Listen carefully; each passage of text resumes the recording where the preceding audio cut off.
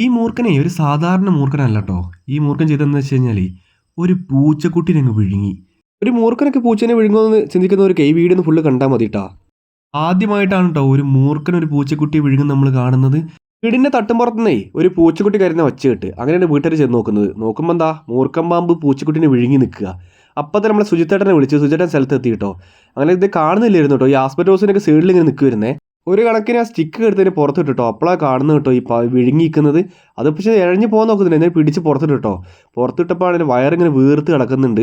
അപ്പോൾ പിന്നെ പൂച്ചക്കുട്ടീനെ അവിടെ കാണുന്നില്ല. അപ്പോൾ മനസ്സിലാക്കി എന്തായാലും ആ പൂച്ചക്കുട്ടീനെ ഇത് വിഴുങ്ങിയിട്ടുണ്ടാവും എന്ന് മനസ്സിലാക്കിയിട്ട് അവർ ഇത് വീടിന് സമീപത്ത് ഒരു മരമുണ്ട്. ആ മരത്തിൻ്റെ കൊമ്പിലൂടെ കയറി വന്നതാണ് നമ്മൾ കരുതുന്നത്. അങ്ങനെ ഇതിനെ പിടിച്ചിട്ട് നമ്മളെ ബാഗിലേക്ക് ആക്കാൻ നിൽക്കുന്ന സമയത്താണ് ഇത് പൂച്ചയെ അങ്ങനെ ഛർദ്ദിച്ചത് കേട്ടോ. പക്ഷേ നമ്മൾ ആ ഛർദ്ദിച്ച കാര്യത്തിൽ വ്യക്തമായി കാണിക്കുന്നില്ല, കാരണം അത് എല്ലാവർക്കും ഒരുപോലെ കാണാൻ സാധിക്കില്ലല്ലോ. അതുകൊണ്ട് നമ്മളത് ഒന്ന് ബ്ലറാക്കിയിട്ടുണ്ട്. അങ്ങനെ കാണിക്കാൻ പറ്റുള്ളൂ നമുക്ക്, അങ്ങനെ ഇത് കാണിക്കുന്നത് കേട്ടോ.